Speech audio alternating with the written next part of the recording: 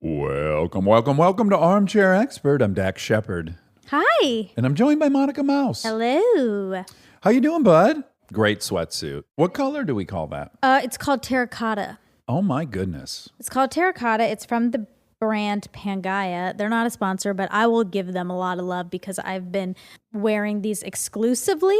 Throughout quarantine. Yes, you've Correct. only been in them, right? That's correct.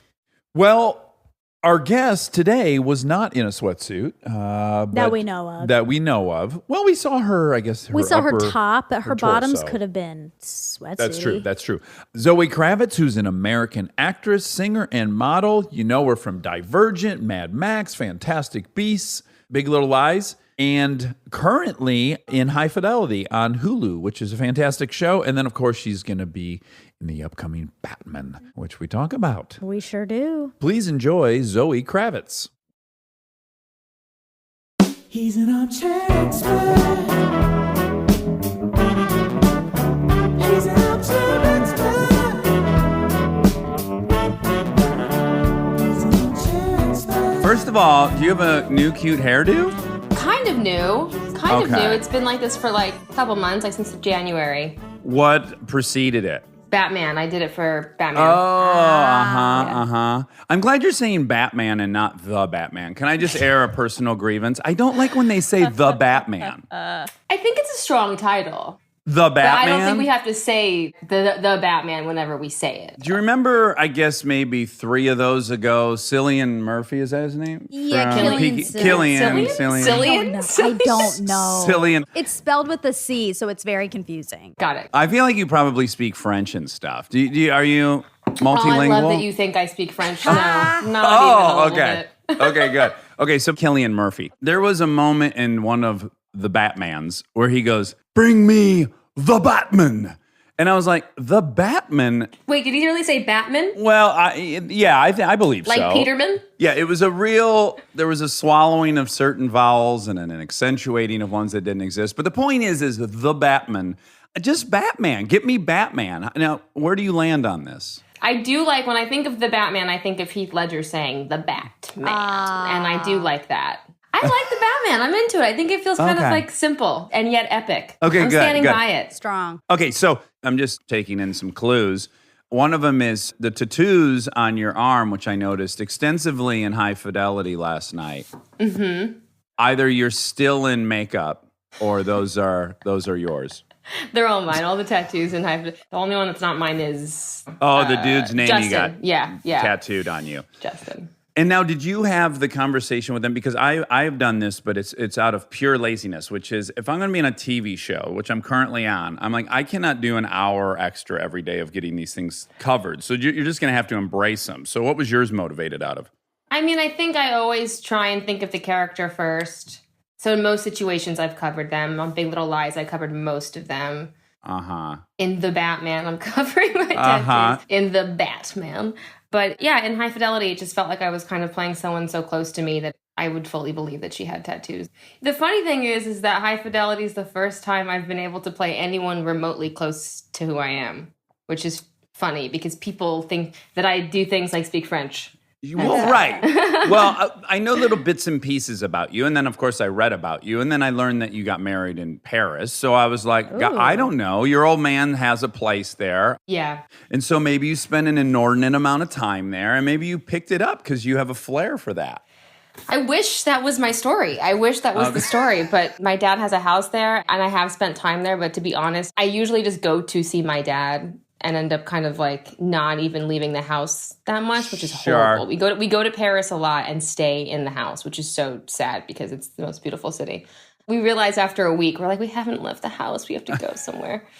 And you're currently in what appears to be a hunting cabin. Is that I know, fair to say? This house is like a ship. So yeah, I've been renting this house in London. We were shooting the Batman, and now we're not shooting the Batman anymore because of COVID, but we're here still. The COVID? The COVID. Yeah, this is the COVID. So yeah, we're in a very cute little cabiny house in Notting Hill. Looks like I'm in the woods. Yeah, but knowing that you're... by the way, I'm going to take a stab at the interior of the Topanga Canyon home. Did it resemble this at all? It's round. My mom's house, it's round. You know what? I think I know that. I feel like I've stalked you. Okay. Oh boy. These are all accidental things. So, I know you love my mother. I know about this. Yeah, do you remember how embarrassed? I don't know if you remember Yes, this. I I'll do. remember for life. Is it at Vanity Fair? Yeah. Wait, I want to hear her version first. Yeah, that's a No, good idea. no. Let's tell the real version because I don't think I fully did know what was going on. Yeah. And I don't think it could have been as impactful for her as it was for myself. So it all started at, I think, the Independent Spirit Awards or something, where you were on stage. Okay. And so what happened was my wife and I are watching, and I go, "That's Zoë Kravitz." And she goes, "Yeah." And I said, "Well, my prediction came true that those two, what I have always historically for now 45 years have said the most beautiful two humans to ever live on planet Earth were your mother and, of course, your father." And so I thought, when they have a child, this thing has to just be the most aesthetically pleasing creature to ever live. And then you strolled out on stage, and I said to Kristen, "By God, my prediction was accurate. She's the most stunning human I've ever looked at." And Kristen goes, "I know. It makes your eyes feel good to stare at her." Oh my God, I'm blushing. And I said something on the order of, "You're the prettiest person we've ever seen in real life." Cut to, we now see your mom. And now I'm going back because now your mom's been my number one since I was like, I don't know, 9, 10 years old.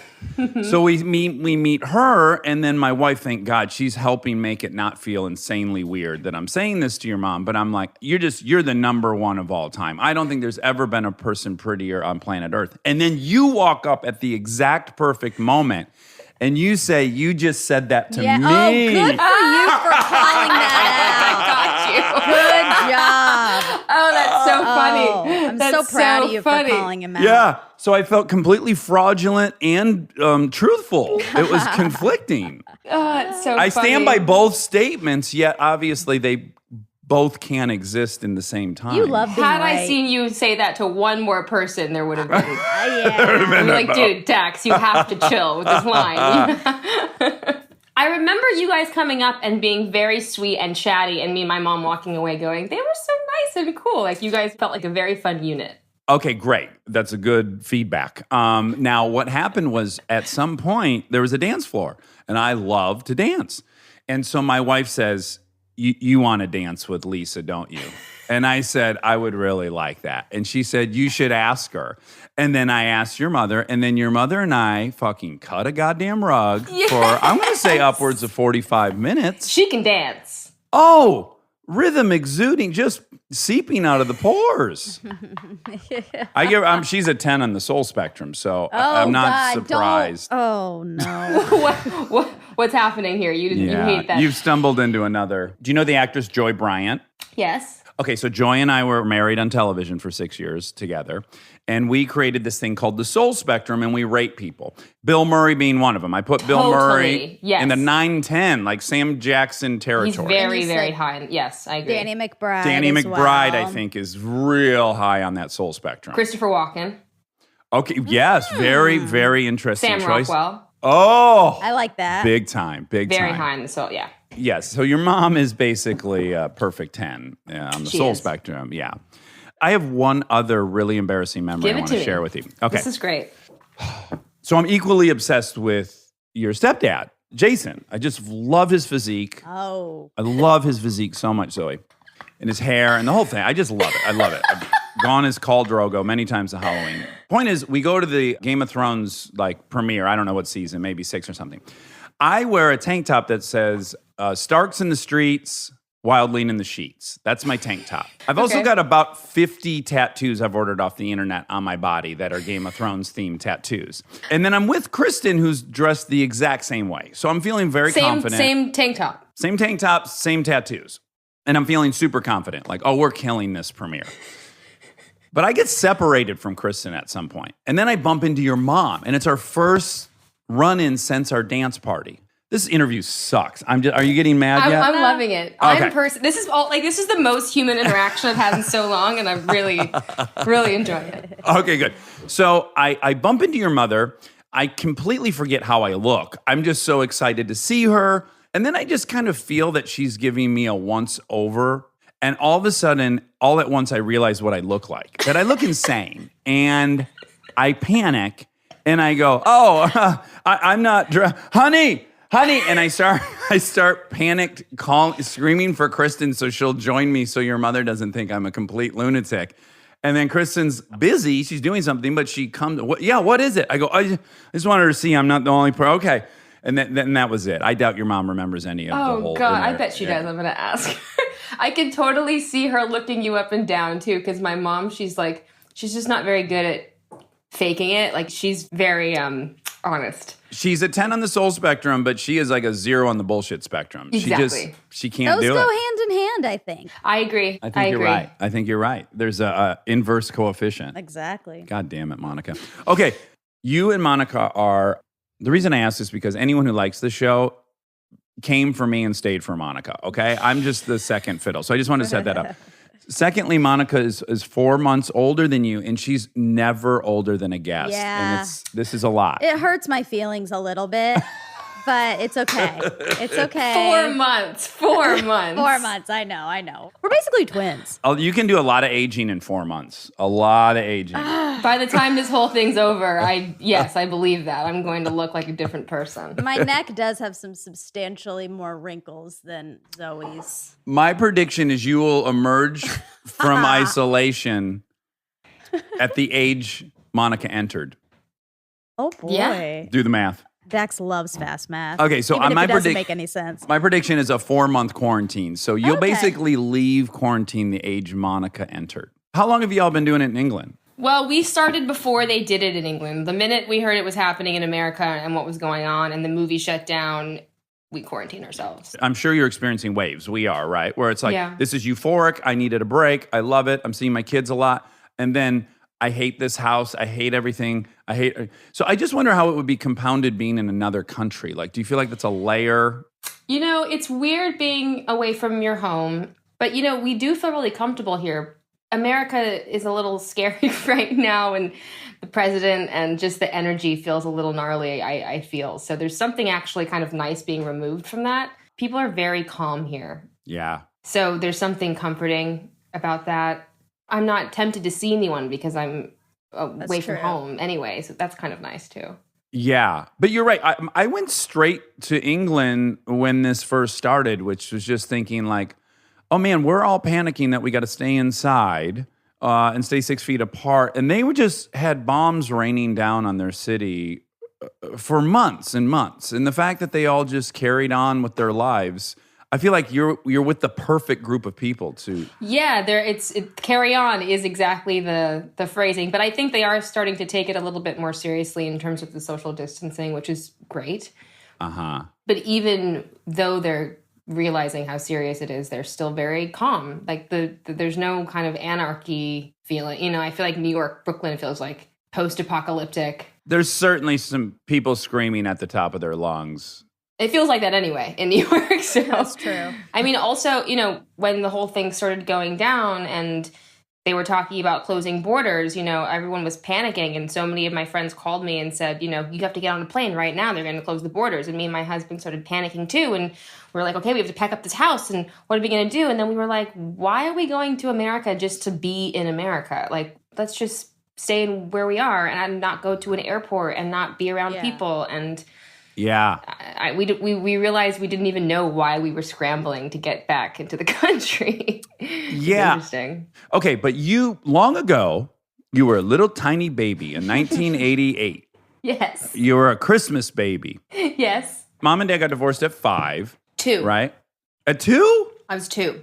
Okay, I'm going to sue Wikipedia, but that you don't need to be troubled with that info. But I will have You know what? The truth is, actually, I don't know when their divorce was finalized, but they split when I was 2.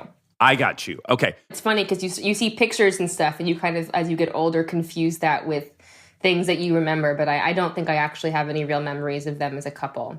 Yeah. I just made that discovery, by the way, the other day. My dad died a few years ago, and I got some of his photo albums, and I realized many of my memories were not memories. They were memories of the photos I had seen. It's crazy, and especially now that we have, you know, social media and stuff, and we're constantly looking at photos nonstop, it's like it really does become hard to know what's a memory and what's an image. It's interesting. Yeah. So, but you lived with Mom from 0 to 11? Yeah, so I was born, my parents had me in Venice Beach, and then they lived together in New York for a few years. And then we moved back to LA, and me and my mom moved to Topanga when I was like 4 or 5. But when you were little, did you recognize that mom and dad were famous? You know, my mom less so, actually, because by that time, the Cosby Show was, it replayed and stuff, but it wasn't the sensation that it was in the 80s. And I grew up without television, so... Oh, right. So I didn't have TV, so I didn't see reruns really until I was much older. And when I did see reruns, it was because my aunt had taped on VHSs of all the episodes, and I ended up watching them. And we lived in Topanga. We lived far away from everything, and that was like a different part of her life that she kind of didn't bring with her. And my dad, at that same time, was the biggest he ever was. Fly Away. Came out, An American Woman, all that stuff. He was on the radio. I lived with my mom, and he would go on tour, and he would come into town, which was really exciting for me, and he'd come pick me up. And I was really excited just because my dad, who I never see, was in town, and he wasn't subtle. He would come in he had a Viper, he had like a sports car. Leather pants and a Viper. Yeah, a Viper, leather pants, and like a netted shirt, like with a literal boa. No, but he would come pick me up and look like that. But then also people would get wind that he was there. And I remember one day going to the parking lot to get picked up by my father, and the whole school was there, and it was so embarrassing. And then I think that's when I realized, something was up. Something's going on. And then Fly Away came out, and I'd walk down the hallway at school, and kids would sing it at me in a weird way, and oh boy. Did you go to school in Topanga? Because for people who don't live in LA, they don't realize Topanga Canyon's in LA, but it's like being in the backwoods of Tennessee. It is it's the most removed enclave of LA. It's in the little canyon in the mountains. Yeah, it took me about 45 minutes to get to school. I went to school in the Valley. I went to the Rudolph Steiner, to the Waldorf school called Highland Hall. Okay. And now here's what's confusing for most people who have no association with this. So I think most people would think, oh my God, if all the kids in school thought my dad was awesome, I would like it. But now having experienced it myself, it's probably just a shitload of attention that doesn't feel comfortable for anyone, especially at that age, I would imagine. I mean, I think as a kid, all you want to do is almost disappear. You want to fit in. You don't want to be different on either end of any spectrum, right? So it's just about being able to get into school without anyone looking at you. Whether it's your hair is weird, or your face is weird, or your clothes are weird, or you're too rich, or you're too poor. You just don't want to be noticed because you don't know what the fuck is going on. Yeah. Anything unique could equal exclusion, probably. Yeah. And so, another side note that has nothing to do with either of us, but I would see your mother occasionally at Koo Koo Roo. I lived in Santa Monica. Oh my God, she would take me to Koo Koo Roo. I have a memory of Koo Koo Roo. We'd go all the time. It's my favorite. I can't believe they don't exist anymore. I used to see your mom there. Not all the time, but I bet 3 or 4 times. It was a spot. We were we'd go to Koo Koo Roo. And funny. I thought, because I was in my 20s, and I was like, I knew it, man. We're soulmates. We're both fucking, we can't stay away from Koo Koo Roo. Look at us.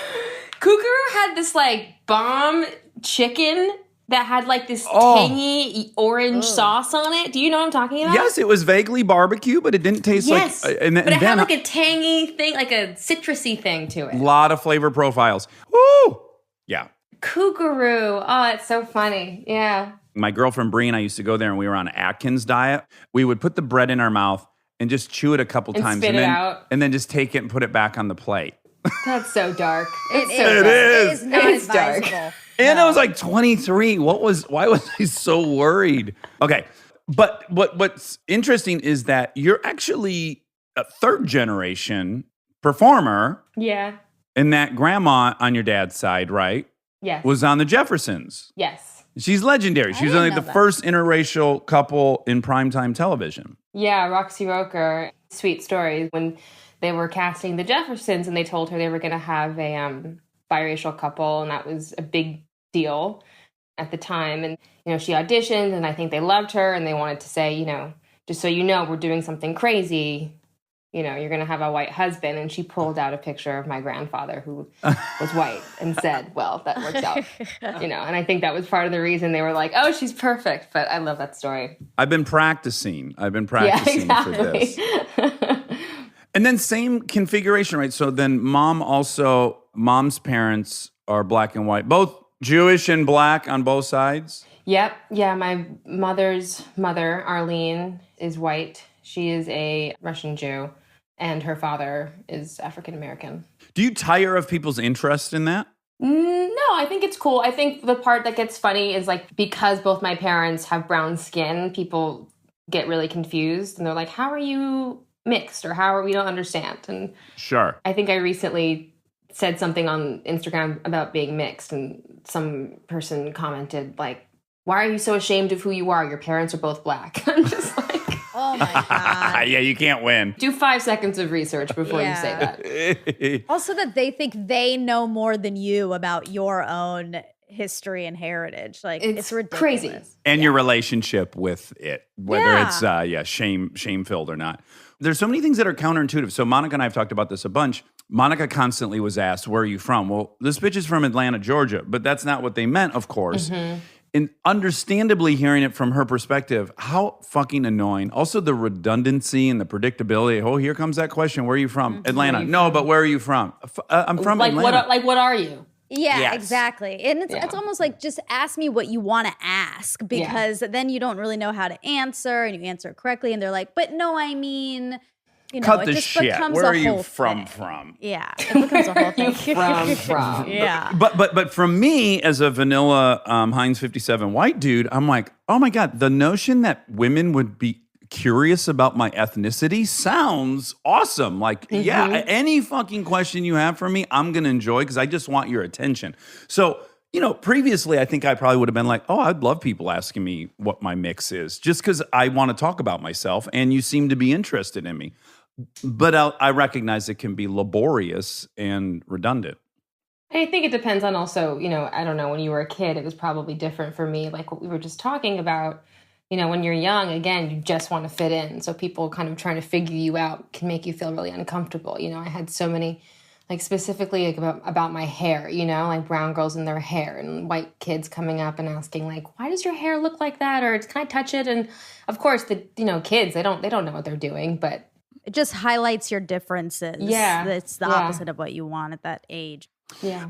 Now, so given that grandma was on television and then mom and dad are on television or on stages, did it then seem natural for you that like, oh, I'll pursue this? Or did it feel like a family business? Did you feel like, oh, fuck, I can't do this because it's not original because everyone else did it? Like what did you wrestle with to decide I'm going to do this as well? You know, by the time I had to actually think about performing as a career, I had been doing it for so long, not professionally, but just it was so who I was that it wasn't really a question. You know, when I was a kid, I would perform for my grandparents. I'd put on shows. I would sing Somewhere Over the Rainbow. I loved watching cabaret. I loved musicals. And, you know, I was an average student. I was a C student, but I was in drama club and I would perform in every play we did. So by the time it was time to graduate, it was really the only thing I knew how to do.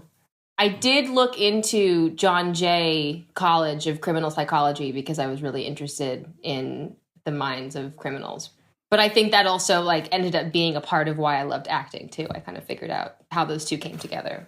I love murder shows. Oh, Yes, yeah. us too. We just watched The Best Dateline 2 nights ago. Do you like Dateline? Yeah, I do. What was it? It was a woman who abducted another guy's girlfriend, assumed her identity for 3 years, was fucking with the family, making them think she was still alive and on a bipolar Like emailing swing. her? Okay, wow. Emailing, Facebooking, the whole nine. Oh, it was It was great. It was Crazy. we For had 3 years? yes. 3 years. And we thought it was like 3 different people throughout. Like it was a ride. It was I twisting love and it. turning. I Yeah. love it. So at 11, you hear the call of the wild. Is that what happens? Or is it just that you miss dad? Or are you like, get me the fuck out of Topanga Canyon. What am I doing in the dirt? I think it was a combination of a lot of things. So when I was 11, my mother was going through a really hard time. She was dealing with some health stuff and she lost her mother. Oh, okay. And I think I didn't know how to deal with her sadness. Mm-hmm. And so it was me and my mom in Topanga in the middle of nowhere. I'm not allowed to eat cheese. I'm not allowed to eat sugar. I'm not allowed to watch TV, you know? And then there's my dad, and I go to see him for a couple days, and there's like fucking TVs in every room, and there's Pop-Tarts, and there's people everywhere all the time. And it's just like these two opposite worlds. And as a kid, you're just like, that one. It's so funny because looking back, I'm like, thank God for the time I did have with my mother, because that's the experience that makes you kind of, I think a deeper person and an artist and connected to nature. That's the foundation. Yeah, exactly. So my dad asked if I wanted to live with him, and it was really exciting. And I also, I wanted to spend more time with him, and I would only see him for a couple weeks here and there. And I felt like I wanted to just get to know him better and, eat Pop-Tarts all the time. So that's what I did. And then just culturally, too, Miami is so different from L.A. in general, and then even more different from Topanga. Yeah, it was a crazy shift. And I ended up not liking Miami very much. It was funny. Like, I had that experience, and then when I was 15, demanded that we move to New York, where I went back to a Waldorf school, which is where my mom put me, and kind of returned to my more wholesome, holistic roots. Yeah, and for people who don't know about Waldorf, my limited understanding of it is like the kids play with wooden blocks. It's very tactile, right? They're working on social dynamics as much as anything that academically. Is this? No, we're getting it. Yeah, absolutely. Yeah, Waldorf is a philosophy that was created by Rudolf Steiner, and the classes are all very small. The lessons happen through conversation as opposed to lecture. You make your own textbooks by writing things down and actually like making a book. So it's also about kind of physically using your hands, and you learn how to knit and crochet and draw, and then you also learn reading and writing and arithmetic and stuff. Now, at the ripe age of 32, looking back, preferable? Oh, yeah. I think I'm 31. Yeah, she was in 88. Yeah, she's not 4 months. She's much younger than me. Oh, she's 16. I was like, I don't think that's how old I am. But I've been in quarantine for so long, you could tell me I was 32. I would believe you. Oh, no. Plot This twist. is a big failure of fast math. This is as scary as the Dateline episode. It was. This So might many be the twists. first real big failure of fast math. Fast math is a segment I do nonstop on this show, and generally I'm good at it. But boy, did I shit the bed on this one. Oh, man, I'm sorry. 31. Okay, so from the 31-year-old vantage point, Yes, I'm incredibly grateful to have gone to those schools, and I made amazing friends there who I'm still in touch with. It was an incredibly creative environment, and I knew I loved performing, but I think also just being tapped into your creative psyche in that way at that age creates a different kind of artist. And have you discovered any like gaping blind spots or holes in your education? Like you'll be talking to somebody and go like, "Oh, we never even covered geography," or anything like that? I'm not great at math, and it took me a while to. My dad took me out of the first school, because I don't know how old, but I couldn't read yet the way I should. And we later discovered that I'm dyslexic, and that was a big part of it. But he panicked and was like, "You need to go learn how to read." I am too. We're You are? dyslexic siblings, yeah. And do you find that you can retain oral information really like abnormally well? That you had compensated for that by that's getting interesting. Yeah, I mean, I have a really good memory. Like, I can remember my dialogue like that. I can remember song lyrics, all of that. My thing is just like with numbers. I can't remember numbers. Like if my hotel room is like 112 or something, I cannot remember. And I have to read really slowly. And also, if I'm writing down numbers, I always like flip the first two. Always. Right. Can I give you my hack? So when I check into my hotel room, boom, take a picture of it on my phone. Do you do that? Yeah, I do that now. It's great, But for right? the longest time, I was just like, why can't I? It's 3 numbers. Why? Why can't I know it? Yeah. Also, parking garage. I'm going to just bang a picture. Drop a pin? Oh! Drop a pin. Drop a pin. Whoa, whoa, Wow. whoa, whoa, It's very whoa. 2020 to drop a pin. Oh, stop the clock. Okay. Wow. So I got a hack on top of a hack. Stay tuned for more Armchair Expert, if you dare.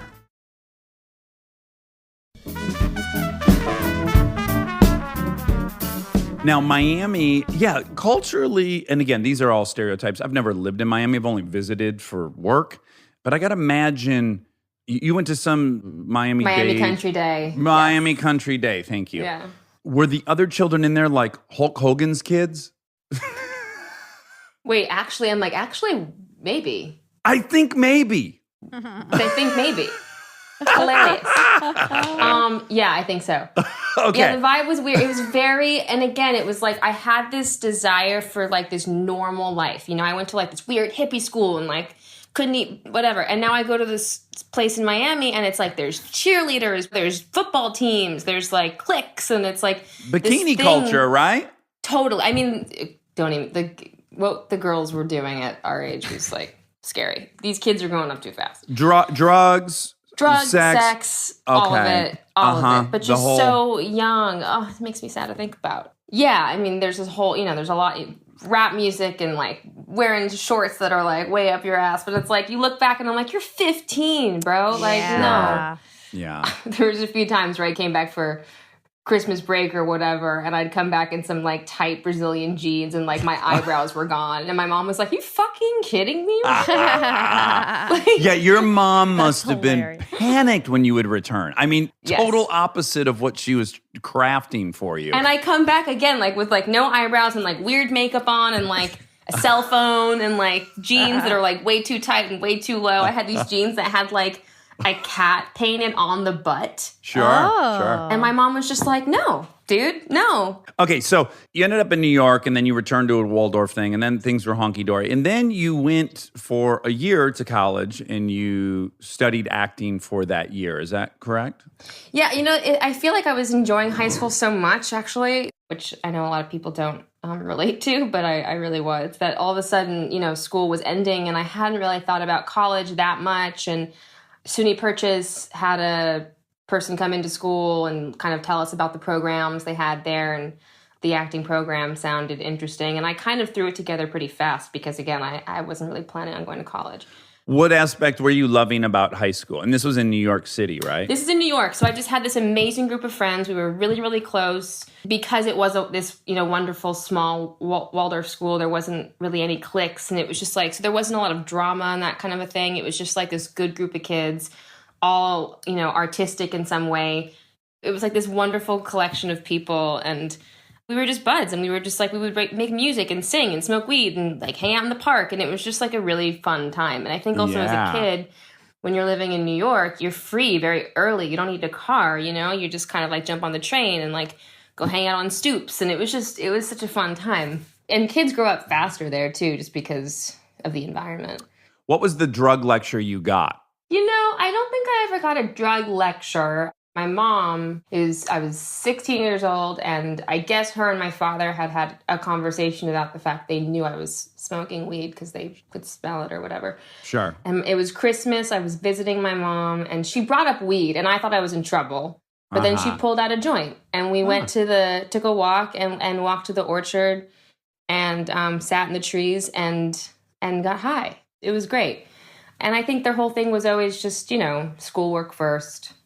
What if your story Yeah. took a crazy turn? You're like, and then she pulled an 8-ball out. And we Well, then, chopped up some I lines. took a hit, and she looked at me, and she was like, I didn't know you like to get wet. And then I wrote the script to the training day. Training day, yeah. The Denzel character is actually based on my mother. So Fun fact. Okay, so you start working pretty darn quickly, and you do 8 episodes of Californication. I remember that. yeah. And then you quickly you get into X-Men. Did you embrace your name, or did you run from it? I thought about not using it. I thought about just going by my middle name, Isabella, Zoe Isabella. And I kind of tried to do it, but it just like didn't stick, and people kept on forgetting, and it just like no one was responding to like this idea I had. Like I would tell my agent, and it just wasn't happening. Yeah. And then I also think I mentioned it to my dad at one point, and I think I could feel that it made him a little sad. Sure, Yeah. yeah. And so yeah, I just kind of stuck with it. And I did used to be really insecure about people, just associating me with my family. And now I love it. I'm so proud of them, and it's cool. It can be such a roller coaster of thoughts, right? Because I even had it like originally when Kristen and I would work together, the most insecure side of my brain would be telling me people were going to think I was only in it because she got me in it. So I didn't want to work with her because of that. And then she was in my movie that I wrote and directed. And then I thought, people are going to say, she did me a favor by being in the movie. But mind you, no one said anything. It was all completely in my mind. And I was like, I enjoy working with her, so I'm going to fucking do that and stop thinking about it. But even on a small thing like that, I would get neurotic about what the perception was. Totally. People would always say to me, are you ever going to collaborate with your dad? And I'd be like, no. And I'm like, why is it no? Like, why am I responding so violently to that idea? Yeah, but you want a sense that you've earned what you got and you made it on your own. Like, it's all I think it'd be insane if you didn't have those fears. No, totally. But I think even like in the moment, you're not even clear about what it is. You're just like, no, I would never do that. That'd be stupid. You're not even like, no, I think I'm going to wait to kind of, carve my own path. Like, it's not a clear thought like that. It's just immature. But when you got in this movie with Fassbender and James McAvoy, and then Vaughn's this great director, and Rose Byrne, was there a like, oh, fuck, I'm in the big leagues right out of the gate? Did you have any kind of fear, or were you like, bring it? It's funny. I just realized recently that was about 10 years ago, which is so nuts. When you were 22, I'm kidding. Wow. You were 21. I fucked up the fast math. And I look back and I think there was a part of me that was just like, okay. I also never really thought I was going to do movies like that. The kinds of movies that I always saw myself doing were kind of cool, small, weird indie movies. And I kept on booking these big action movies. And I think it's because those were the auditions where I was like, yeah, right. And who cares? Yeah. Yeah, like you didn't even want it, which made you hot. And I didn't want it. And there was no way I was going to get it either. So, yeah, man. So I don't know. I think I was pretty casual about it, which is so, funny. And looking back, it was like a huge stepping stone for me. But I think I was like, all right, X-Men, sure, I could fly. Did you ever rob yourself of experiences? I did this where I was too cool for things, yet I did them. And then all I really did is like kind of rob myself of being present and experiencing it. I'm sure I've done that. I hope so. I'm probably doing it right now. Well, you are too cool for this interview, but that's true. A lot of people are, so don't flatter yourself. Now, I had a couple big questions, kind of like overarching questions, because you really go from most actors, 99.9% of the actors don't even work. So let's start there. Then 0.01% of them work. And of those, 99% of them never end up in a sequel. And then you're in some franchises, which is exciting, but they're also really time consuming. You're also in your 20s, and they're also movies that are huge and on locations. So I'm wondering, you kind of just touched on it, but did you have a theory on what your career was supposed to be, what you were trying to create?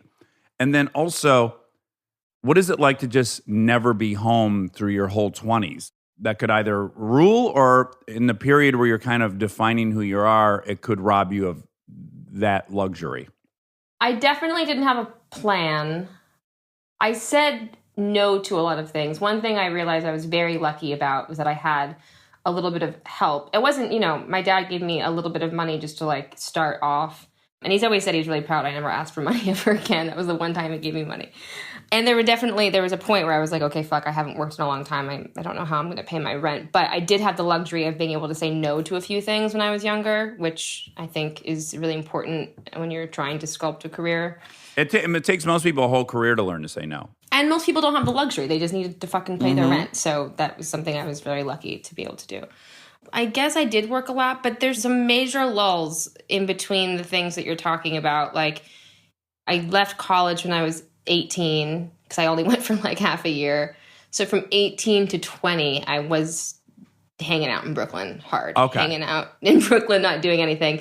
Went to London for 6 months, however long, to do X-Men, and then came back and then was again just in Brooklyn doing nothing for like maybe, another year or something like that. Before the Divergent thing starts?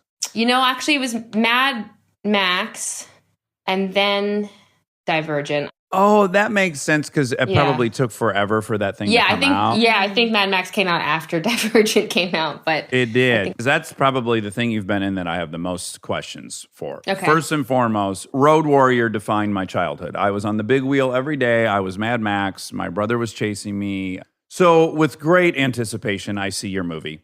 It delivers on so many levels. The entire movie is one big action set piece. It never stops. I wondered how the hell he kept track of like Oh, yeah. What do we need today? We need 9 shots of the guy with the guitar. I mean, what a fucking circus. And early in your career, were you kind of like, oh, this is normal? Or were you aware of that this was a spectacular experience? I think, again, looking back, I was so young that I was just along for the ride. Mm-hmm. I wasn't attached to anything really back home. I did have a boyfriend, and that kind of destroyed that. In Australia, right? Or South Africa? Yeah, in Namibia. We were in this very small town called Swakopmund, and there's nothing there. There's nothing there. There's some very, very kind of like poor shanty towns, and then there's some weird kind of big houses that a lot of German people vacation there. There's a lot of weird energy there. Sure. It used to be a German colonial port, so there's just like weird like residual shit going on. At that age, you don't really think about it, right? You're just like, cool, what time's my flight and where do I go? And then all of a sudden you're in Namibia and you don't even think about like what this is going to be like. It was 9 months. Oh. Wow. We're in almost every shot because we're just in the back of the car. Oh my God. God bless so you. we're God bless you. always there. Mm. We're all away from our homes. We're living in these like big houses, but there's like nothing around it. There's one restaurant you can go to. It was a really weird experience. And then we spend all day in these sand dunes.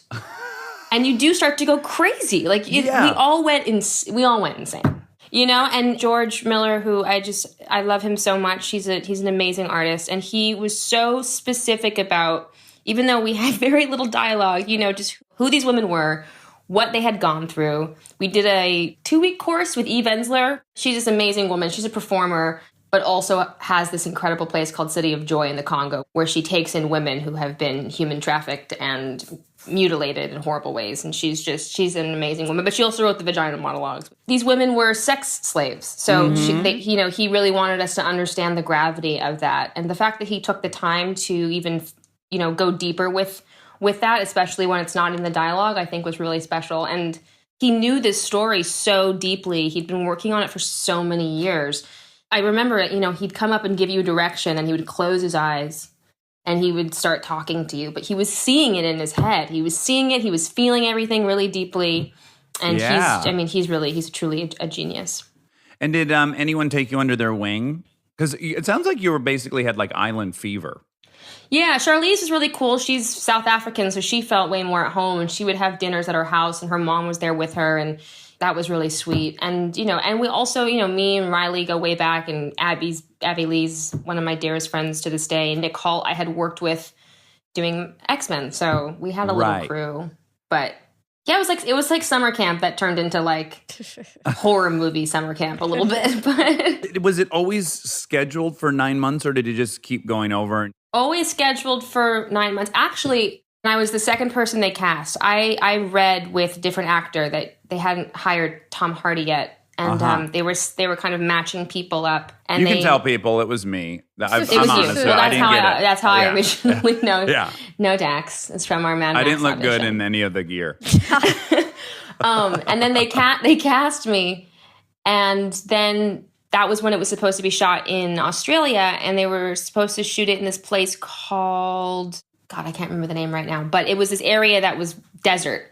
And then it rained an abnormal amount that year. And it started, all these flowers and trees, and grass started popping up. And they were like, we can't fucking shoot here. So they had to, I think, kind of crush all of the vehicles, find a new location. And the movie got pushed a year. Oh, wow. So, this sounds like Apocalypse Now. Yeah, have you ever watched Hearts of Darkness, the documentary? Yeah. Yes. Yeah. I just showed It's it to great. Monica 2 nights ago for the first time. My What a so jerk. good. So crazy. So crazy. Almost better So than the fucking- movie, that documentary. I was just going to say, it's crazy that the documentary is just as good, if not better. Yeah. Yeah, what a ride. So yeah, it was supposed to be 9 months, but it was supposed to be 9 months a year before we shot it. And in Australia. And in Australia. Okay, so then you do the Divergent series. And again, Yes. you do 3 of them, but these all came out like every year there was a new one. Yeah. And so 3 summers in Atlanta. 3 summers in Atlanta. So I would imagine in a certain respect, it probably felt like being on a TV show. Did it a little bit? Like where you kept returning? It was like a new season almost? Yeah, it did. I mean, those films, you know, with all due respect, those weren't my favorite films that I made. And I think as we went on, the story really kind of got lost and no one really knew what we were doing anymore. And that makes it really hard. I'm happy to go wherever if I know what we're making and why. But once you lose sight of that, it becomes really hard. I think it depends on what it is, too. When you're, like, running away from something and you're like, what and why? And it's a million degree. It's just, like, you can't see anything. It's all CG. Yeah, that's rough. That's rough. It's embarrassing, right? That's what it is. It's embarrassing. Do you have any fancy taste? You just probably wanted an apartment in New York. Is that what you were aiming for? I wanted an apartment. You collect Rolls Royces, too. People don't know that about yeah, you. yeah. You're like the Bhagwan. You have 30-some Rolls Royces, right? And the real thing in New York is, like, where do you park them? You know what I'm saying? Right. I thought you bought Jerry Seinfeld's parking garage off of him to park your Rolls Royces. It opens up. Is it at the bottom of his house, right? It's like part of his house or something? Yeah. Real baller. Damn. Yeah. Pretty cool. Okay, so then you land right in another franchise. You go into Fantastic Beasts. Well, what I will point out is that with the franchises, I've been, depending on how you see it, lucky or not lucky, but got killed off in both X-Men and Fantastic Beasts. So That's kind of cool, though, right? Yeah, no, it is. You were saying, returning over and over again is difficult. And so I've got kind of lucky in that way. Yeah. So then the thing that we consumed the most was Big Little Lies. Oh, yeah. Loved it. Loved Big Little Lies. But the pattern I'm recognizing is like just a bunch of real gunslingers that you keep finding yourself in the middle. So like that show, if there was ever a matriarch show with like the most powerful, accomplished ladies and they're at the reins, was that inspiring? Did you feel like I don't belong here? Like any number of things could have resulted from that.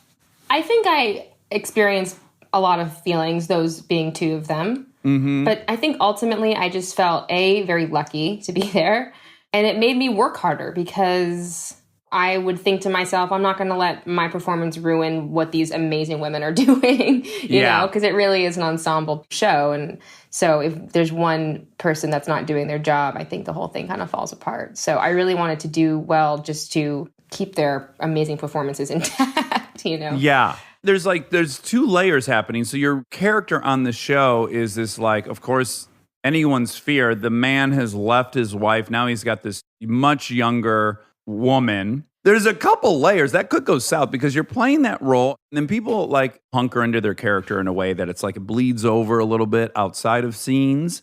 And so I could imagine if I were you, I'd be like, I'm playing the other younger woman, but I also have to be careful that I'm not triggering in any way, that I am a young actress that is, at the peak of your youth powers. That's interesting. That might be a misogynist question. Can I just check myself? That might be, I don't know if I'd ask hold a on. young guy. I want to understand what your question is. I don't think I fully understand your question. Okay, so my question is, your character is basically a threat to these women. Yes. Because you're young, bohemian, and hot. You're also really young and bohemian and hot in real life.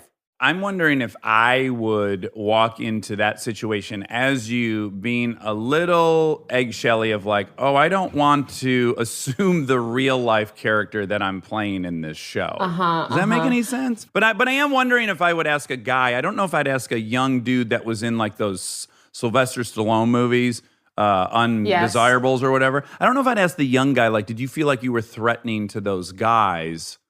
No, but A, I appreciate you possibly checking yourself, but B, I'm not offended by your question. Okay. But I appreciate you saying that. No, it's funny. I didn't really think of I think the way that you were thinking of the character might be like a little bit more misogynistic than the way I thought about the character because I didn't define Bonnie as someone who was like young and hot and bohemian. I was like, okay, there's this woman who fell in love with somebody and his ex-wife is having a hard time with that. And she also has an abusive past. And like, what does that mean about like why she's in this relationship and why she's in this place? And she's constantly trying to keep her emotions in check and her anger in check, which then at the end of the show, we realize she's not really able to do. Yeah. So I think I was thinking about it differently. I was also very into the element of her that was like, I'm not as hippy dippy as she is. I'm not going to wear yoga clothes out of my own house or in a yoga class. You know what I mean? Like I find that annoying. And so it was fun to lean into that. It was really fun to pronounce Peru because it made me want to punch myself in the face. You know what I'm saying? So I was very conscious of that element of Bonnie. Yeah, I'm sure you could have drawn on your Topanga cohorts. Yeah, I mean, in some ways, I was kind of like channeling my mom a bit, which was fun to do. When she watches you, does it tickle your mom? I mean, did she fucking finally buy a TV so she could watch you? I think I had to get her a link, and she watched it on her computer because she still doesn't have a TV. Oh my God. No, she really liked the show. She was really into it. And when season 2 came along, it was fun to watch her get addicted to a show like that because she's so not that person. But It's funny, the thing that she ended up resonating with the most was High Fidelity. And I think it's because it was the closest to me as a person. So she got to really see just my personality. And I think she kind of recognized that. Yeah, that would be cool. Because the hardest thing to learn to play, in my experience, is yourself. I never got an opportunity to because the characters I was playing, Bonnie, she's not very funny, you know? And I think humor is one of my strengths and one of my, all my family, my mom and my father as well. Like, we love to laugh, you know what I mean? So it's such a huge part of how we communicate and how we deal with pain and all of it, you know? Yeah, I'm with you. Now, so I watched High Fidelity. First and foremost, it was a movie, right, with... Yeah, it was a movie with John Cusack, and it was also a book. John Cusack, who as a kid, he kind of represented all of us tall, gangly guys that weren't the quarterback on the football team. All the tall white dudes that didn't have a voice. That's right. Those poor, excluded white males who have no voice. But so I have a nostalgia for that movie. I was curious to see how the TV show would be. And the thing that I think they got beautifully, or you guys got beautifully, is this like laid back pacing. It's more like slice of lifey. I think it's especially in an era where I consume so much serialized content, and I got to see the next one. And it's this whole. It was just like this great nostalgic reminder of like, oh yeah, I love watching people fucking chill out and go through life, and like the little tiny specificities of just being alive. You know, growing up, my favorite kinds of movies were those slice of life stories about nothing and everything at the same time. I loved, Empire Records and Reality Bites and Clerks, and those were always kind of my favorite kinds of films. Singles, My So-Called Life. Oh, sure. I just loved watching people have conversations. Mm-hmm. And I wanted to hang out with those people. And that was, I think, a big part of the attraction, like creating an environment that people want to hang out in. Yeah, I think when I was younger, like when I was in my 20s, I guess I was really trying to figure out what identity I was going to hang my hat on. And those movies to me were providing these really interesting options for identity. Well, this idea about like being a slacker too, which is a very kind of 90s idea, you know what I mean? Yeah. But there's always been something really interesting about that. Like the slackers, they have something to say, but they don't want to be a part of society and they're stuck. And it's, we all identify with that. And I think that's part of the reason why the pacing in the show is what it is because, it isn't about having like a cliffhanger that, you have to come back and see. I think it's just about like caring about the people and the relationships. And if you care, you want to hang out with them again, Yeah. This is neither here nor there, and I debated whether or not to tell you this or not, but I'm gonna, because here we are. So I had sold something to Showtime like 4 years ago. It was called The Fictitious Life of Daryl Hall. So it was gonna be about Daryl Hall from Hall & Oates in the 80s, but an entirely fake version of his life. But then each episode would culminate in one of the songs that but you'd be like, whoa, that's what Sarah Smile was about? Anyways. That's cool. So I wrote this pilot, and the co-lead of this show was this Jamaican housekeeper that Daryl Hall had that he has this affair with, that she's really just tricking him. And Sarah Smile's about her, you find out in the pilot. Anyways, I wrote it for you, and we had this long conversation, my wife and I was like, I've written this role for Zoe, and what do you think about that? And she goes, well, I think it's very dangerous, but I would want you to do it. So you have my blessing. I love her. I love you guys. You guys are you're a cool couple. Wait, did I ever get it? What happened? No, what happened was they loved it. I wanted to do it. And ultimately things unraveled with Daryl Hall and getting his life rights. And I was having breakfasts with him, and it was like one day it was good, and then the next day he was getting scared. And he's like, well, what if people think that's my real life? And I'm like, well, but it's called The False History of Daryl Hall, blah, blah, blah, blah. So it ended up unraveling for those reasons. But Got it. Well, I'm very flattered. I don't think I've ever interviewed someone I just blindly No, wrote that's so a role cool. for. Will you write something else for me? Yes. I mean that. Okay. I'm in. Now, Okay. when I was writing that, David Nevins, who runs Showtime, I was like, yeah, this has got to be Zoë Kravitz. He's like, oh my God, that would be great. Then we're like, can we get Zoë Kravitz for a TV show? Blah, blah, blah. So I've had this whole experience where I have sat with other people debating whether or not you would do a TV show.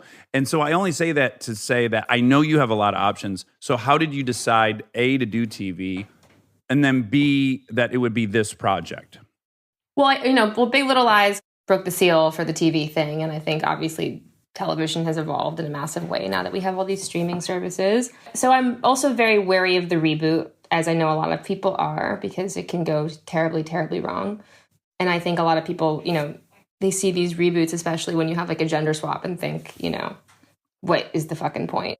I read High Fidelity as a kid. I saw High Fidelity, obviously, when I got a bit older, but when my mom was in the movie, and I loved the movie. Like, it wasn't because my mom was in it. I just loved the fucking movie, and I identified with these people. And the person that I identified with the most was the John Cusack character, was the Rob character. Mm-hmm. And so when I heard that they were doing this, it sparked my attention, because I haven't really seen a female character like that.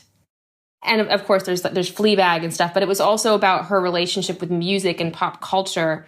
And we live in this world where, for some reason, those, cinema, sports, music, they've been like put into this box where like men go, and women aren't supposed to be passionate about those kinds of things. And I also felt really protective over the property, because I had such a love for the film and for the book. Yeah. And met with Nick Hornby, and me and him have become really good friends. And it was really, really important to me to do this show with a lot of love and respect. And I really wanted to protect the original tone and keep the kind of like punk rock feeling that I think, it's a romantic comedy, but it kind of has this like punk vibe to it. And so part of me did this show so I could protect that. Yeah. That male-female thing is interesting, because you're right. It doesn't really exist in media. Yet, I'll also say there is some truth to it. Like, when growing up, boys get obsessed with like stats of baseball players. And if they like music, they got to know who the fucking sound engineer was. And I believe that ultimately is all grasping at control.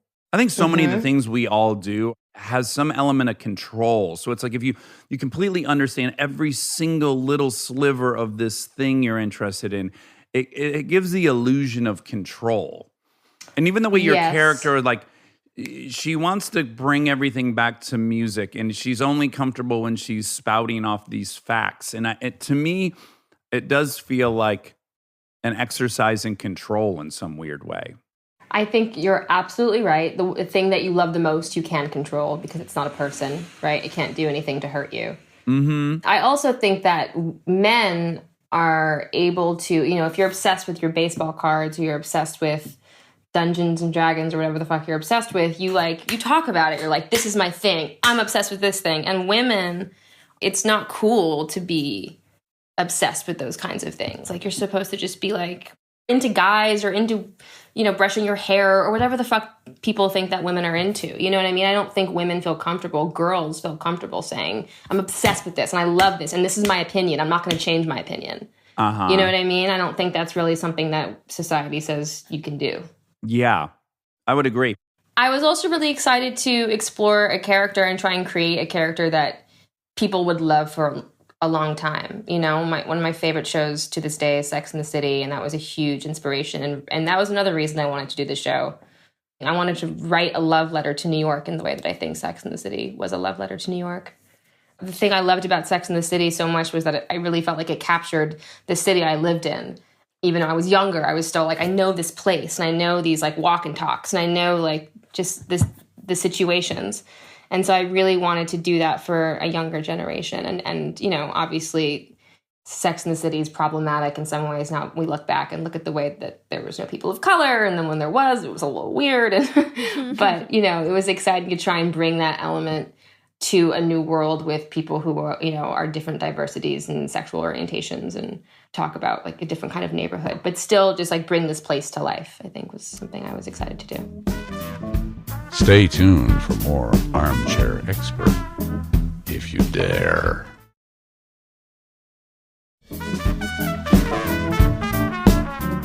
Now, how long have you been married now? Almost a year. Why was Carl the one? Oh, Carl. I don't know if you can hear me. Do I have headphones on upstairs? Zoe's glowing, just for the listener, since you're not seeing anything, but some other light bulb just came on. Why was Carl the one? I don't know. It really just, I feel like I've known him my entire life. Okay. When I met him, I was going through a dry spell. I had gone through a breakup and like hadn't really met anyone that I had connected with in a while. And my friend met Carl and fully brought him to this friend's birthday party at a bar so I could have someone to hook up with. He was wonderful. He's cute. He's in town. Like, I'm going to bring him. You're going to have fun. Like Postmates. Cool. It was delivered to It was you. a Postmates. It was a Postmate, pre-Postmates. So it was, you know, it was kind of meant to be a really casual thing. And then we just kind of never separated. He was just so damn good in bed. You were like, no. I mean, that didn't hurt, you know. But God, I don't know. He's just one of the kindest people I've ever met. He's one of the most honest people I've ever met. And I feel like I've known him since I was a kid, even though I haven't. Like, there's this connection where it's just like, we've always known each other. We've always lived together. We've always, like, it doesn't feel like this foreign thing. Like you rejoined?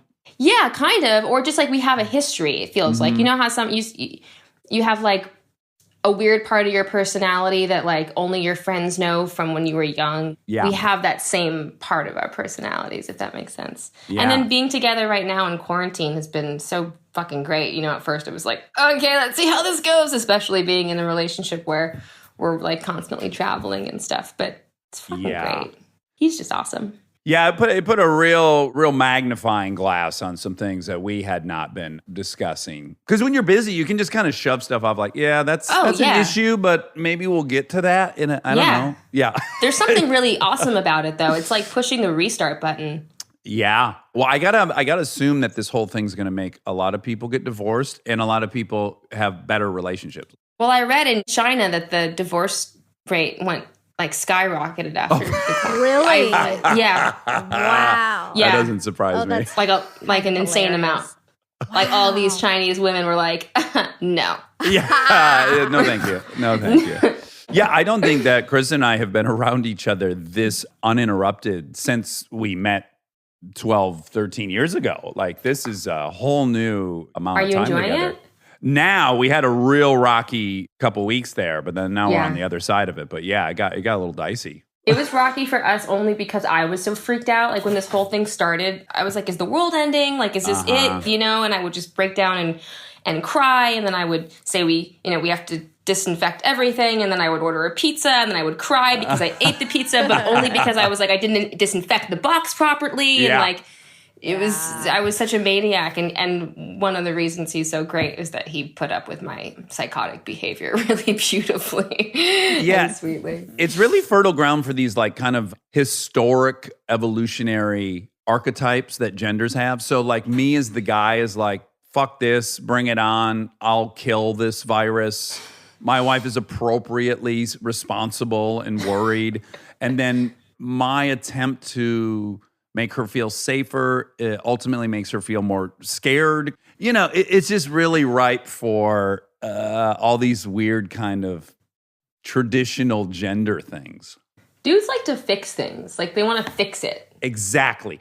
That was a big thing in our relationship early on. I was like, stop trying to fix things when I'm upset because it makes me more upset. Yes, it's so hard as a guy to listen to your problem and just recognize, oh, you just wanted me to listen to it, not to solve it. I feel like my role is to solve whatever issue exists. And then we get more mad. We're like, don't tell me what it is.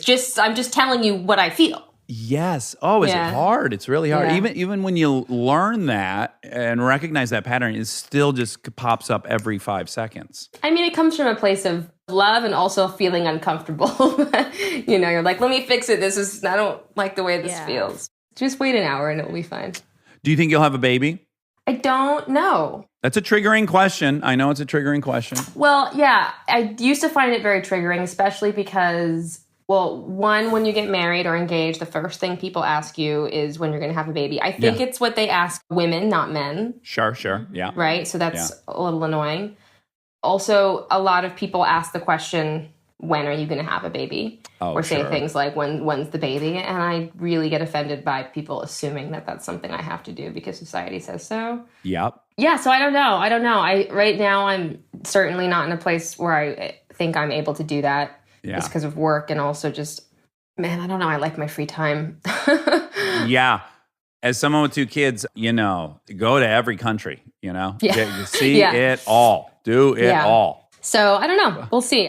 I know I have a lot of female friends who have always known they want to have kids, and part of me is like jealous of women who just know. Right, the certainty. It's kind of like people who know what they want to do for a living and people who don't. It's a luxury to know what you want to do. And to know where you're headed. So I don't know. Okay, well, Zoe, we love you. We adore you. We're big fans. Thank you. You and your mom are tied, so I'm just going to leave it at that. It's a nice. There can only be one. Although I don't know, your mom's got angel heart going for her. I mean, my mom's like fully the winner. Like she's fully the one. It's because when I read about your husband, one of the things that came up was that he had been in a controversial movie with unsimulated sex, which I had never even heard that term until this morning. Wait, what was the term? Unsimulated sex. So just sex. Exactly. I don't know why they called it unsimulated. Like, just say sex. But anyways, when I read that, I was like, oh, the long time Hollywood lore is that Mickey Rourke and your mom had sex in that movie. I don't know if that's true. I've never dared to ask. I didn't even see it until I was in my mid-20s because it was this like thing that I was like, I don't know what that is. Because people would always bring it up. Yeah. I'm curious. I don't know. Probably. I don't know. I hope so, but I just think good for everyone. Good for the world. You've picked up these rumors on sets by now, right? The other famous one, right, is Billy Bob Thornton and Halle Berry. Yeah. Yeah, you've heard that rumor, right? I have heard that rumor. I also heard the rumor when I was that Marilyn Manson took out his ribs so he could suck his own dick. Remember that? Oh, I heard yes. that. Yeah. That was a big rumor in the 90s. Mm-hmm. That's a great rumor. That's a fun podcast episode. Can we do a whole just like rumors? We could. Yeah. Back when I was still a drug addict, I did a massive amount of cocaine with him. So I do feel like I would be comfortable asking him that. Oh, please. We'll do it in the fact check. You'll ask. Okay, I'm going to have to report reach back. out to another person that's a connector that I'd rather not. But I'll do it. I'll then do it. no, I don't No, like in the that. name No. of No, truth. do it for the good of the show. I think you should do it. Contact your drug dealer for us. Here is the truth. So my best friend from childhood was just staying with us. We were all quarantining together, by the way. So there was like 6 of us. Did you have it? Did you have symptoms? I don't know why I heard. No. No. Oh, was that a rumor too? That I had been it? a rumor. Oh, I was quarantined. You were, right? I know what happened. Because I had been in Texas and they were already quarantined. I came home and quarantined here in Monica's apartment for a week. Okay. And then I was allowed to come back to my house. So I think that's probably what's going on. The point is, my childhood best friend, Aaron Weekly, was here, who I've known since we were 11.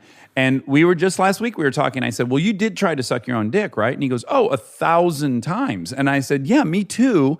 And it was so clear it was never going to happen. Anatomically, it's just not going to happen. But it's like when someone tells you can't ever lick your own elbow and you're like, yes, you fucking can. And you just try. Yes. Yeah, you Can't. gotta try. But it is, Can't. it's so weird for a guy because I have to assume a high percentage of guys have tried that. And yet you don't really think the whole thing through. So it's like, okay, what if I could get it in my mouth? And then what? Yeah, am I going to really enjoy that? I can't imagine. I'd be so distracted. I would be more aware of the feeling that a penis was in my mouth than that my penis was in a mouth. Does that make but sense? Yeah, but I feel like if you're going to masturbate, you might as well it's the same thing. Yes, I think in that way, who cares? You're already jerking yourself off. That's what I'm saying. Yeah, who cares? But also, I just do think you'd be overwhelmed with the sensation of, I can feel a penis in my mouth. I bet you'd get over that quickly. Okay, You could do How it. quick? well, if it turns out that Marilyn Manson removed his ribs and it worked, I'm open to the procedure, and then I can at least maybe answer 2 questions we've set up here. I'd like to think that he removed his ribs just because he wanted to have a smaller rib cage, and then realized after Unintended benefit. Look at this. Check this out. Party trick. collateral benefit. I like that theory. All right. Well, we adore you. Safe quarantining. And Thank I you. You really guys hope too. you'll come to our attic in the future. I would love that. Thanks for having me. It's nice to see human faces. Yeah, you can come and talk about the Batman. Yeah. The Batman. I will come talk about the Batman. All right. Be well. Bye, you guys. And now my favorite part of the show, the fact check with my soulmate, Monica Padman.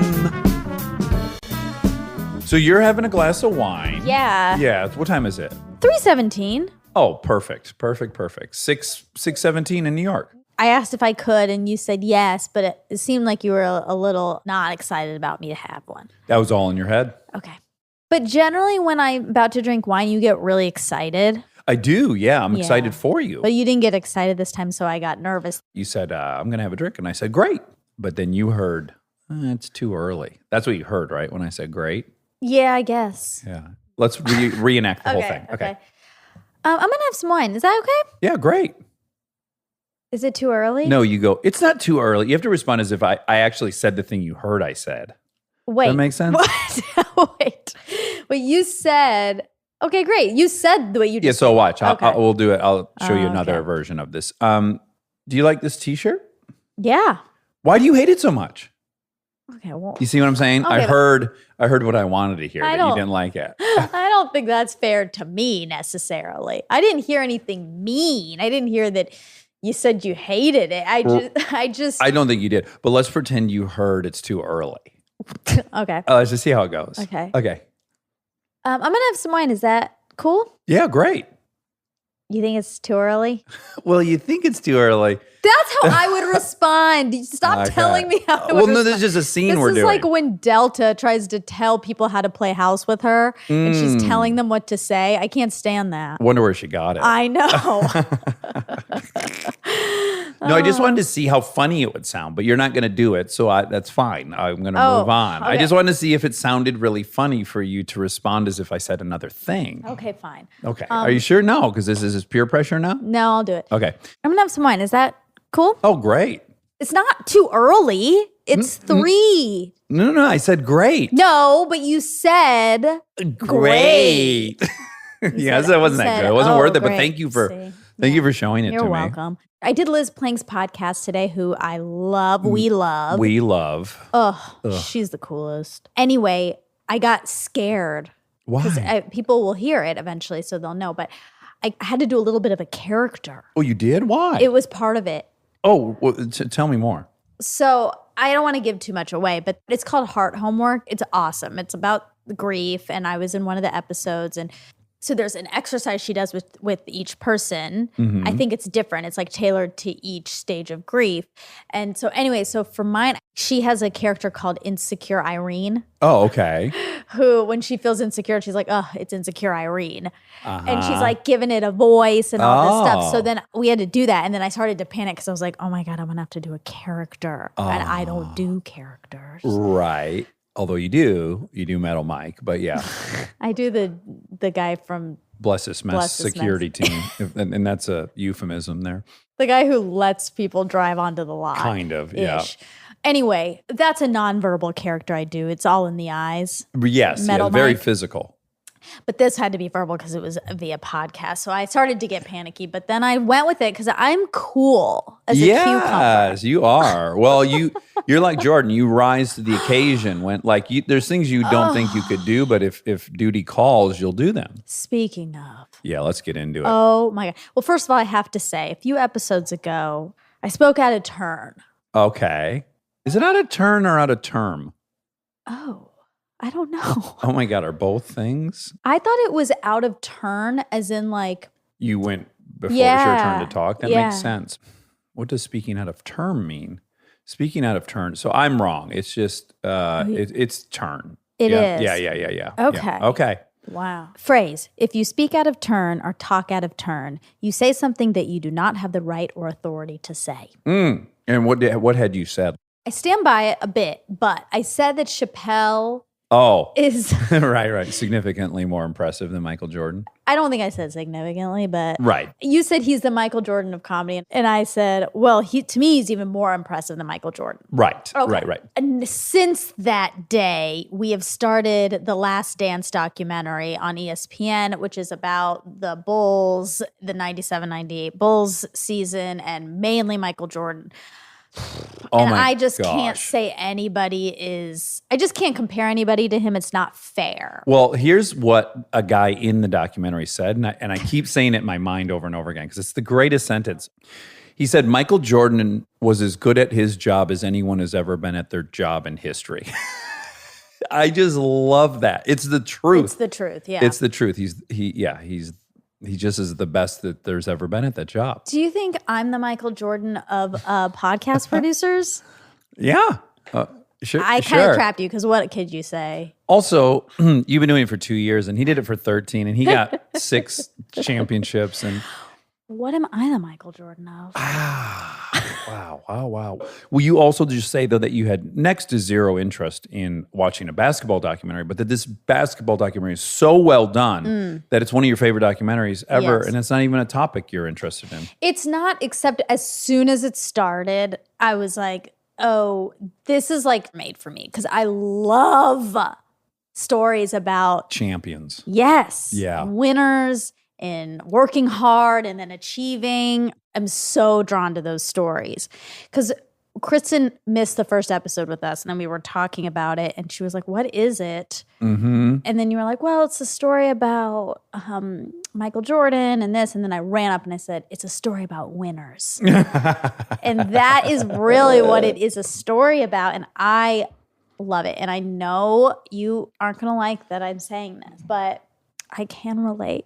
Of course. Yeah. You've won a state championship. 2. 2 state championships. 2.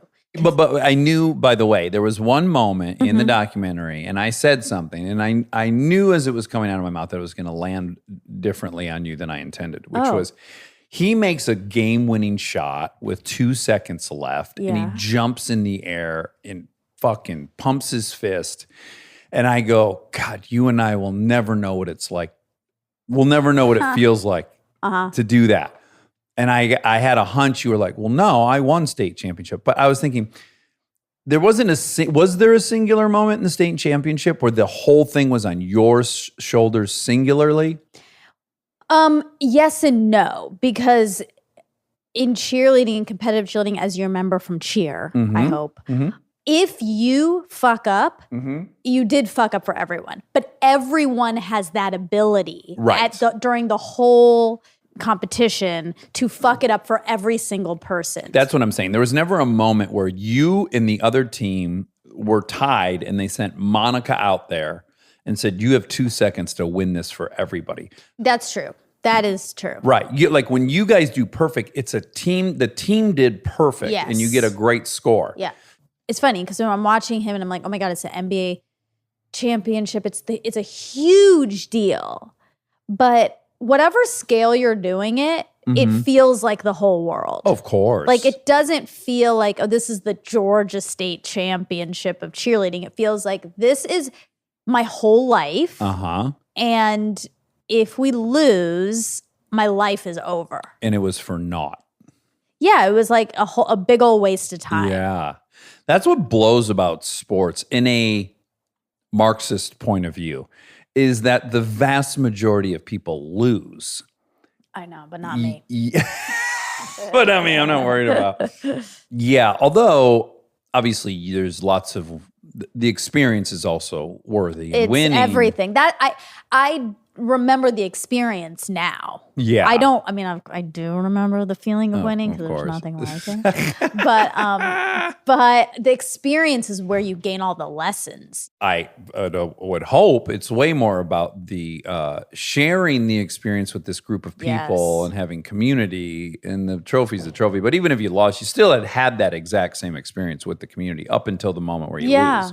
It's so special. I think sports are so important.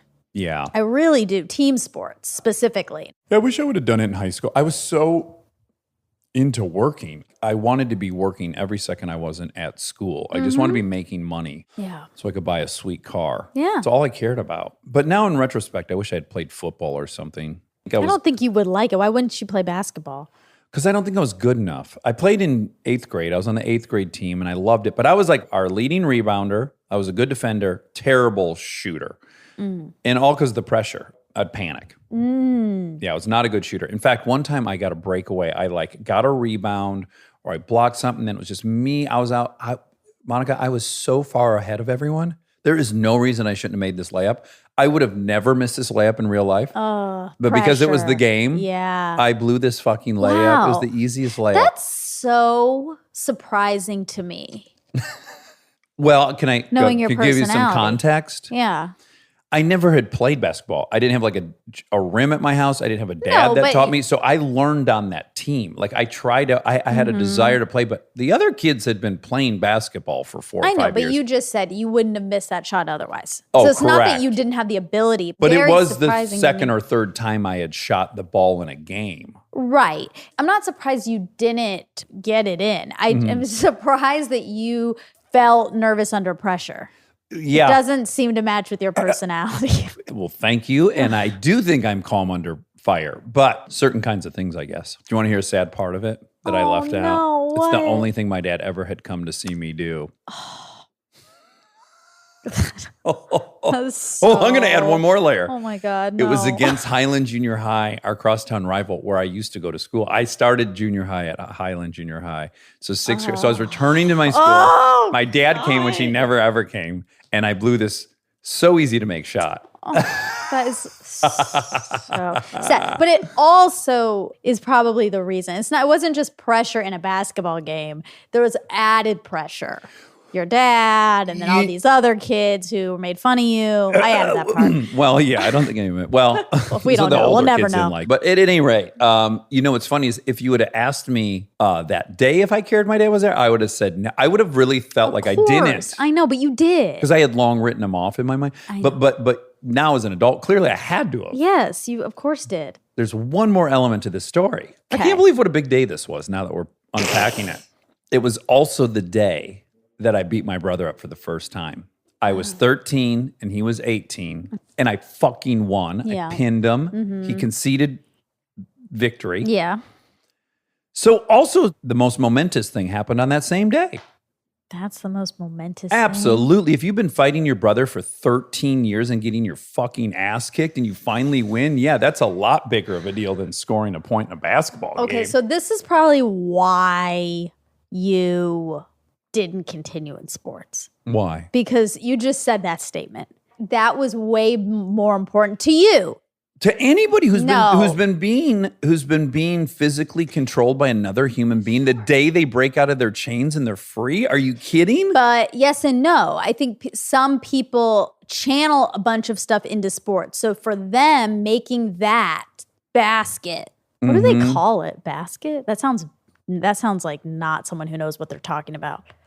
Yeah, Who makes you'd the either shot? say They made the shot. Yeah. So that feeling would be like for Michael Jordan Yeah. making that basket. Making Totally that disagree. shot. Totally, because we saw the documentary, and the big flame under Michael Jordan's ass is that he was super competitive with his older brother and he wanted his dad's attention. Exactly. So when he beat his brother in front of his dad, I bet that moment might be as big or bigger than any game-winning shot. Yes, that's my point. It gets channeled. It's not a different thing, but it gets channeled into the sport, and that's the thing I'm going to excel at. I'm going to be the best at. And if he beat his brother up that day, Yeah. and then he also made the winning shot is going, because it just is the same thing. It's just channeling power. Right, but you can make, and he made hundreds of game-winning shots. There's only one moment where you finally are victorious over your older brother. That's the one and done. Yeah. Yeah. Anyway, it's a fantastic It documentary. is. Couldn't be better. Okay, Zoe Kravitz. Zoë Kravitz. So at the beginning, we were talking about Cillian Murphy. Oh, yeah. And did you figure out how it's to say Killian. it? It is Killian. And we also have had this conversation before, which is why can't we commit it to memory? I don't know. Well, because the fucking C. I hate the English alphabet. Before we move on from Last Dance, I just want to say, we were supposed to interview Rodman a few months back, and things fell apart. Yeah. But I just want to publicly say, if anyone that's listening happens to be friends with Dennis Rodman, I desperately want to interview him. I do want to, but also he owes me $500. From what? Because I changed my flight, remember? Oh. I changed my flight Ah. and I left a wedding in Michigan at like 4 a.m. Ugh. And it cost me a lot of money to do that. And then he canceled about 10 minutes before we were Yeah. supposed to do it.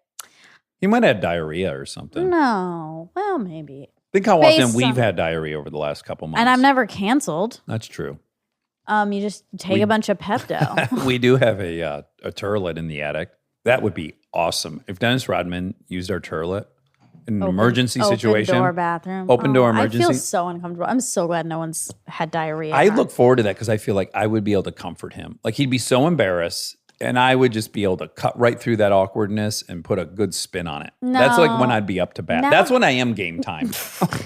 Now that we know that all he wants is to be liked and loved, I mean, having diarrhea in the open door toilet is like the worst thing that could ever happen to him. So I hope it doesn't happen. But it could make us so close afterwards. If I went and that's hugged selfish. him while he was sitting on You're the being toilet. selfish. But wait, what if he was Oh sitting? my God. I hugged him while he was still sitting on the toilet. And I said, this is awesome, dude. This is I love it. a weird fantasy Okay. of yours. Okay. Anyway, Killian. Yeah.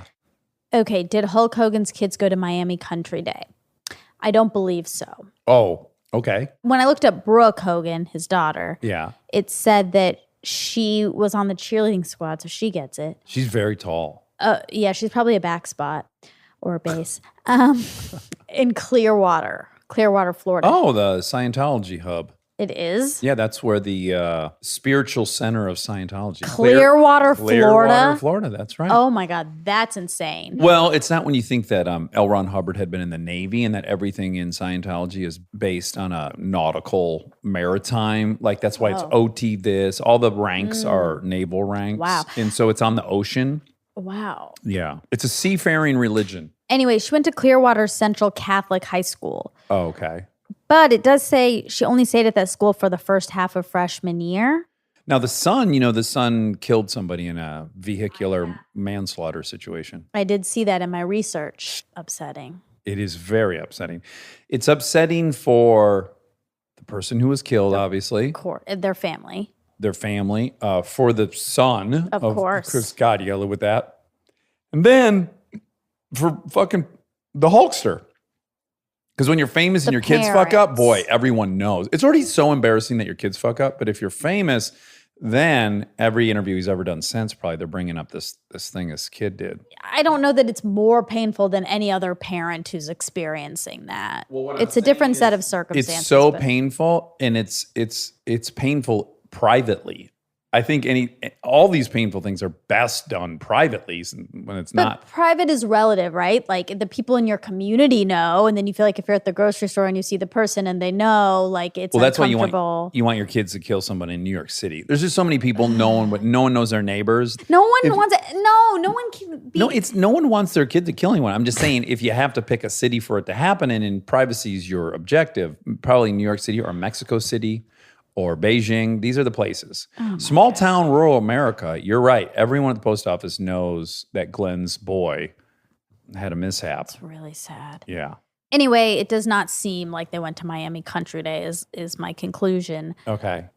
There's like a whole bunch of country days. Yeah, Detroit Country Day. Yeah, Savannah Country Day. My aunt went there. Oh, really? Mm-hmm. Yeah. Well, I don't know what they're like elsewhere, but in Detroit, that was one of the premier private schools. It was a very fancy school. But it's like weird that it's private, but they're, I guess, all over. Are they all the same? Or is that just a term like from the 1800s? I assume that it's the many same. schools have? Like That'd be preparatory. weird. Yeah, I don't know. I'm not an expert on fancy schools. Well, we are. I went to, well, Well, I am an expert on fancy colleges. I know Yeah. nothing about fancy And high to be schools. fair, we're not experts on that. We're just sycophants. Yeah. Kiss asses. Okay, so you said a lot of facts in a row quickly. You said okay. 99.9% of actors don't work. Then of the 0.01% that work, the 99% of those never end up doing a sequel.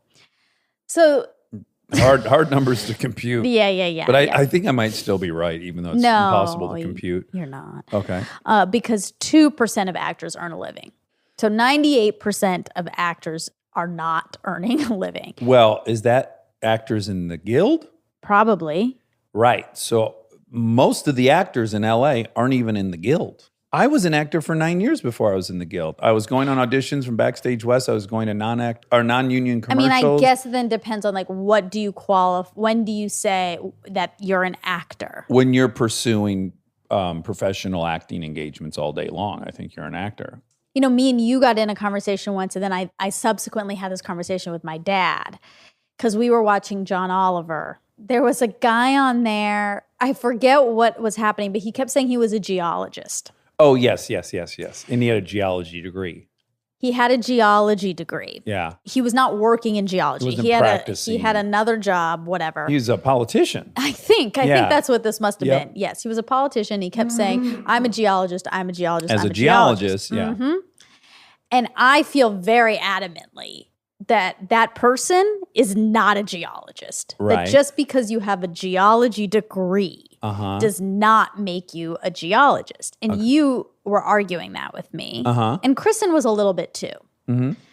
And I just stand so firmly on that. And then I brought that up to my dad because I wondered what his thought was because he has 2 master's degrees. He has one in engineering and one in computer science. Okay. And he would never claim to be a computer scientist or a programmer or anything. Yet he has the higher education degree in that. Yeah, but let me ask you something. If you graduate from law school and pass the bar, but you don't practice law, are you not a lawyer? No. And if you're a doctor who's passed the medical exam, but you don't have patients, are you not a doctor? You're a doctor. No, Yes, you're not. you are. No. I mean, I guess you could say, no, I would require so much qualification. I would say, I studied medicine, but I never practiced. Like that is different had than to a have practicing doctor. Done a residency probably to get their medical degree. As I They'd had have to say, I'm not a practicing doctor Okay. for me. Someone to me that goes to medical school, does a residency, and then goes into that person's still a doctor. They're a doctor for life. They are a Yeah, I don't. You don't If see that it that person way. becomes a farmer, they're a farmer who has a medical degree, or they're who a doctor used who to be a farms. doctor. I used to be a practicing doctor. Now I'm not. But I totally disagree. I'm a racer. I'm not currently racing. I am a stand-up comedian. I am a sketch comedian. I'm an improv comedian. I'm not doing any of those things now, but I am those things. I am an improv comedian. I am a race car driver. I am those things. They don't go away But because I stop I'm doing not them. a cheerleader. I was a cheerleader. If you're not doing something, I don't think you're that anymore. I have 2 degrees. I have a theater degree and one in PR. I would never say I'm a publicist. Right. I just have an education in that. It's not the same thing. Yeah. Anyway, it's just an interesting identity question, I think. It is. My friend Duffy is a Navy SEAL. He's not currently a Navy SEAL, but that motherfucker's a Navy But SEAL. some things you do have for life because I think they're like stamps of like, well, I don't know actually. I don't know how Navy SEALs, I don't know anything about that. I just know Duffy's a Navy SEAL, which is crazy. You can't take that away from someone. It's like the most impossible thing to accomplish. But it's not taking it away to say he was a Navy SEAL. But he was and he is. He went through a transformation that will never go away. I don't understand the problem in saying I was, like you have a problem with that. Yeah, because you can pursue all kinds of different things and you can put stuff down and pick them up and put them down and pick them up. I'm not racing now, but I might race again next year. I'm not a race car driver because I'm not currently racing a car, and I'll do it next year. And I'm not a stand-up comedian because I haven't done stand-up in a few years. I might do it again. You know, like I don't understand why, just like you can't understand why I think it's still relevant. I can't understand how you think because you haven't done it in a few years that you're not that thing. I think it's different for hobbies. Uh-huh. But if it's a profession, it requires that you spend a lot of time doing that or earn a living doing that. It's contributing to your welfare in some way if it's your profession. Hobbies, I do think that's a different scenario. Uh-huh. But I don't think I just like if I ever said, yeah, I'm a publicist, and they'd be like, what have you? I'd be like, oh, I've done nothing. I've done absolutely nothing, but I have a PR degree. Well, so. hold on. Being a publicist is a very sliver of what people that major in PR would end up doing. So that one, if you said, I'm in public relations, you are. No, I'm not. You are. That would be insane if I said that. And that's so offensive to those people who are who have dedicated their life, who are putting in effort, who are interested in learning more about it. I couldn't tell you one thing about what's going on in the world of public relations. Well, let me ask you what public relations is. Because maybe my definition is wrong. What's the definition of public relations? I think it's crafting. Let me look it up. I think public relations is crafting the messaging and the brand tenets of a company. Public relations is the practice of deliberately managing the release and spread of information between an individual or an organization and the public. So, I mean, quite literally, you're in public relations. You are absolutely deciding what messaging makes it to the public on this podcast. And you have a degree in that, and it's certainly things you learned in that degree are factoring into your decisions about what you do and do not release to the public and how you represent this brand, Armchair Expert, and how you represent Kristen's brand. You're managing Kristen's brand. Mainly for hers, I would say more. You're in public relations, whether you want to say it or not. But and you have a degree in it. You don't like it? Yeah, I don't know. I mean, I think it can work the opposite way. I think you can be a thing that you don't have a degree in, 100%. I think many people are things that they didn't have a degree in, and that's how they spend their life. Yeah. But I don't think it works the opposite way, where you don't spend your life doing the thing. You just spent 4 years getting a degree in something, and then you can just call yourself a biologist when you ended up being a basketball player. Yeah, I think a guy who gets a degree in biology and goes into working on cars, and a guy who gets a degree in biology and goes and teaches at the high school and doesn't advance the field of biology, I think they both have the same knowledge. I don't think there's a difference. Well, I don't think that's fair to the biology teacher. Why? Who's like learning on the day, every day. Also, these things evolve. Like the things I learned in 2008 are not the things they're learning right now. Things have evolved. I'm just saying the degree, a biology degree is a biology degree. There's a core course that you have to take, and you have to have a certain knowledge to walk out and say, I have earned this degree. Now, whether you take that knowledge and you go teach at high school or you're a mechanic, both people have the exact same knowledge. What they've demonstrated is that they have a full and comprehensive understanding of that topic. That's what makes them a biologist. In my opinion. Yeah. You don't like it. I don't agree. That gives them a biology degree. That gives them the ability to say, I graduated in biology.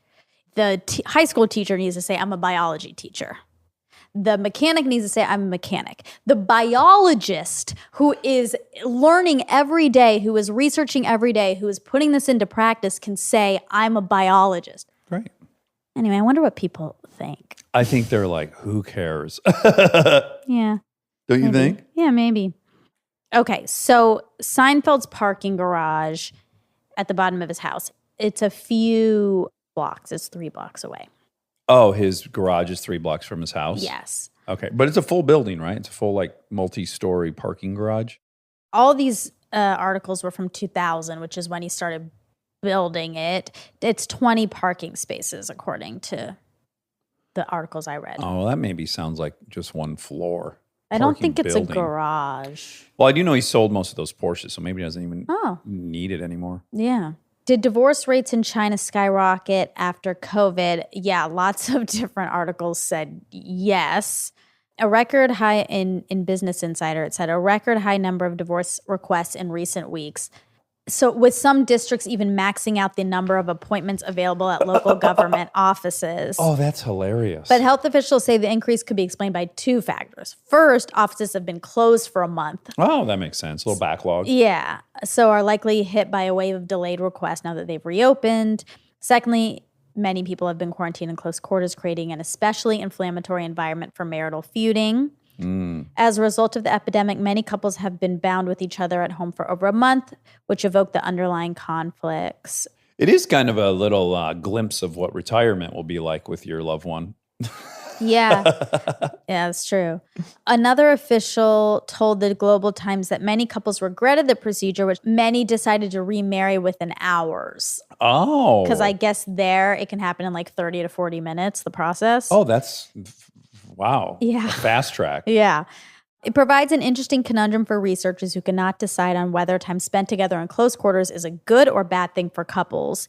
In 2018, a study found couples who lived together before marriage had lower divorce rates in the first year, but higher divorce rates in the 5 years after. Interesting. Another recent study found living together protected against divorce, and one found it made no difference. Ultimately, balance is key.